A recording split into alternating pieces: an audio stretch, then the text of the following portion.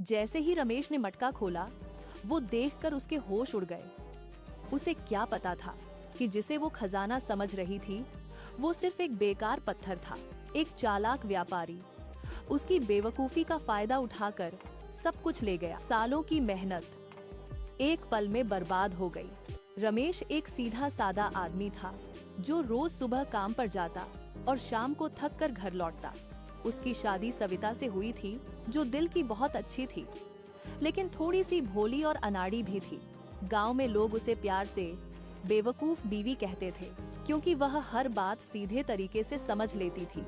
एक दिन रमेश ने काम पर जाते हुए कहा, सविता, आज मैं देर से आऊंगा, तुम मेरे लिए कुछ खास बना लेना। सविता ने मुस्कुराते हुए हाँ में सिर हिला दिया, लेकिन जैसे ही रमेश गया, वह सोच में पड़ गई। खास क्या होता है? उसने सोचा कि शायद जितना ज्यादा खाना बनाएगी उतना ही खास होगा। इसलिए उसने घर के सारे अनाज निकाल लिए, चावल, दाल, आटा, सब कुछ। पूरा दिन वह रसोई में लगी रही और इतना खाना बना दिया कि जैसे किसी शादी का बंदोबस्त हो। शाम को जब रमेश घर आया, उसने देखा कि रसोई का हाल बुरा है। हर जगह बर्तन ही बर्तन और खाना इतना ज्यादा कि रखने की जगह नहीं। रमेश ने हैरानी से पूछा, यह सब क्या है? सविता ने खुशी से कहा, आपने खास खाना बनाने को कहा था तो मैंने सब कुछ बना दिया। रमेश ने सिर पकड़ लिया, लेकिन उसने कुछ नहीं कहा। उसने सोचा कि धीरे धीरे सविता समझ जाएगी। अगले दिन रमेश ने उसे एक और काम दिया, सविता, घर का ख्याल रखना और किसी पर भरोसा मत करना। सविता ने फिर हाँ कर दिया, लेकिन उसने इस बात को भी सीधे तरीके से ले लिया। उस दिन से उसकी अजीब हरकतें शुरू हो गईं। एक दिन कुछ बेचने वाले लोग गांव में आए। वे लोग मिट्टी के बर्तन और छोटी मोटी चीजें बेच रहे थे। सविता ने सोचा कि घर में नए बर्तन होने चाहिए। उन लोगों ने उससे कहा, दीदी, आप अपने पुराने सामान के बदले नए बर्तन ले सकती हो। सविता को यह विचार बहुत अच्छा लगा। उसने बिना सोचे समझे घर के पुराने बर्तन, कपड़े और कुछ जरूरी चीजें भी दे दी। बदले में उसने कुछ सस्ते मिट्टी के बर्तन ले लिए। जब रमेश घर आया और उसने देखा कि घर का आधा सामान गायब है, तो वो गुस्से में आ गया। यह सब कहाँ गया? सविता ने मासूमियत से जवाब दिया, मैंने बदल लिया, नए बर्तन ले आए। रमेश को समझ नहीं आया कि वह हंसे या रोए, लेकिन उसने खुद को संभाला और कहा, अगली बार बिना सोचे कुछ मत करना। लेकिन कहानी यहीं खत्म नहीं हुई। एक दिन सविता दूध गर्म कर रही थी, तभी उसने देखा कि दूध उबल कर गिर गया। वह घबरा गई। उसने सोचा कि अगर रमेश ने देखा तो वह डांटेंगे। उसने तुरंत एक अजीब आइडिया निकाला। उसने दूध पर आटा डाल दिया ताकि लगे कि कुछ हुआ ही नहीं। जब रमेश ने देखा तो वह हैरान रह गया। यह क्या किया तुमने?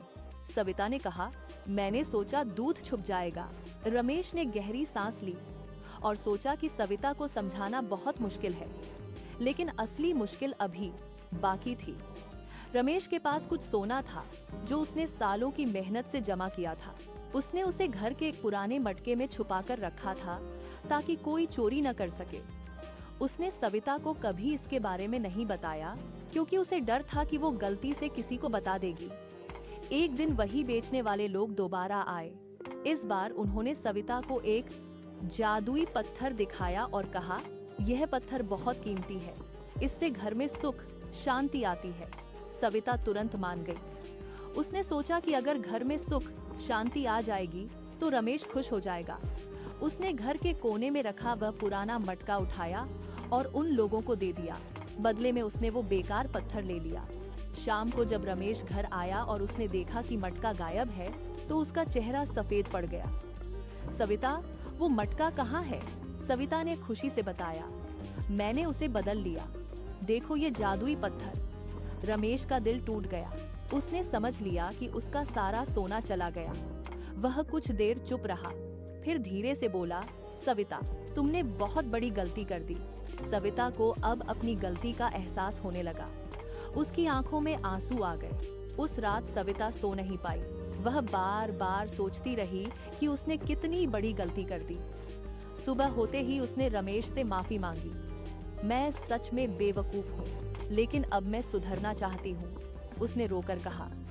रमेश ने उसकी तरफ देखा। उसका गुस्सा अब धीरे धीरे कम हो रहा था। उसने कहा, गलती हर इंसान से होती है, जरूरी ये है कि हम उससे सीखें। सविता ने उस दिन से हर काम सोच समझकर करना शुरू कर दिया। वह किसी भी फैसले से पहले रमेश से पूछती और धीरे धीरे उसने सब सीख लिया। घर संभालना, पैसे की कीमत समझना और लोगों पर अंधा भरोसा न करना। समय के साथ रमेश ने भी उसे समझा और उसका साथ दिया। दोनों ने मिलकर फिर से अपनी जिंदगी को सुधारा। कुछ महीनों बाद जब लोग सविता को बेवकूफ बीवी कहते, तो रमेश मुस्कुराकर कहता, अब ये बेवकूफ नहीं, समझदार बीवी है।